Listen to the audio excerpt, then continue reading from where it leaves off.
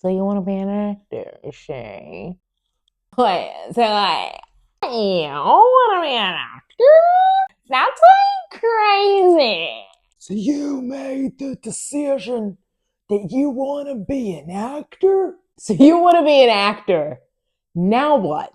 In today's video, I'll be talking about some practical things that you can do right now to start to make your dreams more of a reality.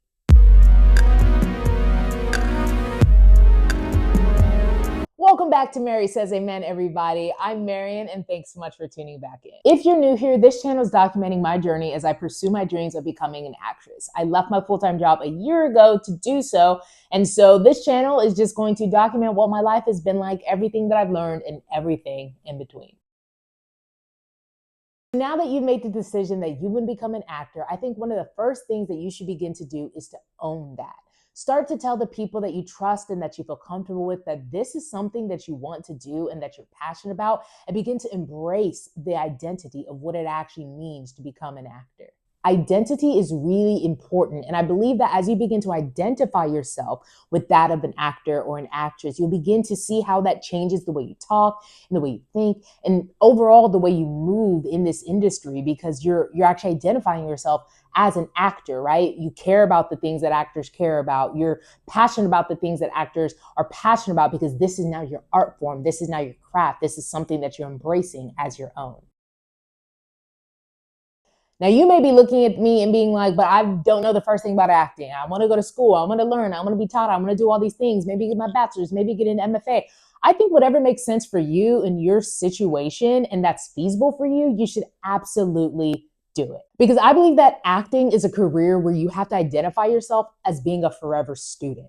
And what I mean by that is that you're always going to be learning something in this art craft. Because if you reach a point where you're like, I've learned it all. I've done it all. I've done all the shows. I've done all the films. There's nothing else that I can do that will push me to do something different. Then it's like, what's the point anymore? You always want to feel as if you're trying something new and advancing and expanding in this art form, because that's the beautiful thing about art. There's always something else to try. We believe that progression has to be like an upward trajectory. Like if I'm not moving up, up, up, up, up, then I'm not really progressing. But I also think that progression can happen just by experiences as well. So if you go to school and you get all this dramatic experience, or then you start to take improv experience at a comedy theater, and then you go and you get some stand-up experience. We should also put emphasis on the experiences that we're having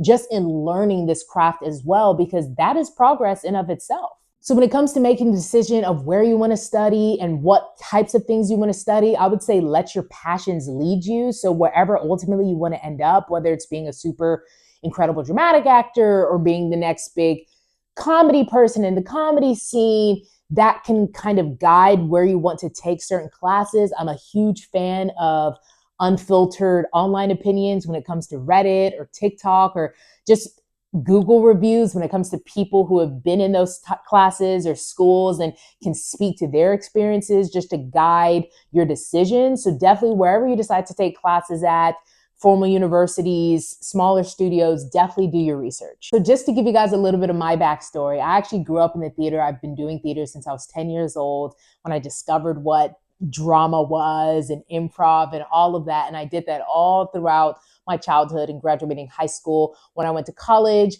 I made the decision to kind of pursue the backside of the entertainment, more corporate type of things. And I did that post-college and for most of my career up until last year, when I made the decision to leave my full-time job and pursue acting as a full-time career. So when I was making the decision of how to get back into acting, I thought, why not comedy? Because comedy is something that I've always held near and dear to my heart. It's something that I'm passionate about and that I absolutely love. And so I kind of started looking back at two of the major improv theaters that we have here in Los Angeles, one of them being UCB and the other being Groundlings. I started at UCB, transitioned to the Groundlings, and that's where I am currently. Next thing that I'd recommend is that you start with what you have. Whether that be a sitcom or a drama or a Broadway show, whatever it is, you can actually begin to look these things up, study them, and start to do the work of an actor. learning the lines, picking a monologue, recording yourself actually performing the monologue and seeing how that feels like. There's so much literature on acting out there that you can buy, you can rent at your local library or online digitally, and you can begin to ingest all these things that can help you become a better actor right where you are right now. This goes back to being a forever student because you're constantly taking in things that are ultimately sharpening your craft. And another really important thing that you should do is get professional headshots. So these headshots are going to be what you can cold email agents, submit yourself to casting submissions, use on social media. These headshots will be how people actually view you in the industry as an actor or an actress. And depending on what avenue you'd like to take, there are different types of headshots that correlate with that. So whether those are commercial headshots, theatrical headshots, television film headshots, there are different photographers, and sometimes photographers kind of specialize in all of them, that can really help you fine tune whatever type of headshot you'd like to get taken. And investing into quality headshots are so important because these are the things that are actually going to introduce you to the world as an actor. So just think about how you'd like to be introduced, right? When you come into a room, how you want to look, how you want people to notice you, what type of clothes are you wearing, what expression is on your face. Maybe I'm a comedic actor. Maybe I'm a commercial actor. Maybe I'm a dramatic actor. Maybe I'm a theatrical actor. Whatever it is, these headshots will capture you as an actor.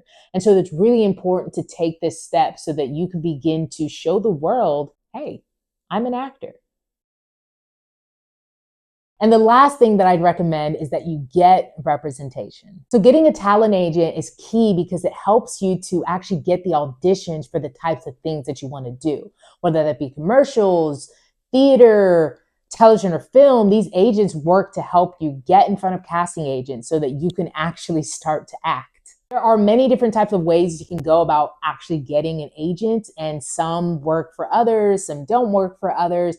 I think traditionally, cold emailing is never a bad idea because the worst that can happen is no one responds or they say no. And the best thing that can happen is that they meet with you and you get an agent. And also asking. My first video, I talked about how it takes boldness to humble yourself to actually ask people for the things that you need.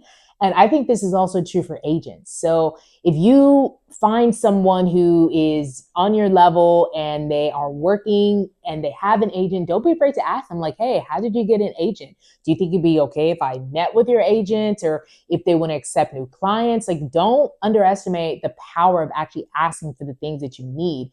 And like I said, similar to sending a cold email, the worst that they can say is no, or they don't respond at all. And the best thing that can happen is that you actually get representation. And this is actually how I got my commercial agent. So I left my full-time job a year ago, and I've been working as an after-school coordinator. In doing that, I found out that my boss actually went to high school with someone who runs a boutique commercial agency. One day I reached out to him and I said, hey, do you think it'd be okay if I met with this person who can potentially be an agent if they're looking for new clients? And long story short, I did, and they signed me to their agency. And so I was able to get a commercial agent simply just by asking, and because I'm talented, but that would not have happened if I did not ask in the first place. Major shout out to you for making the decision and taking the step of faith to become an actor. And major shout out to you for liking this video and for subscribing to my channel, okay?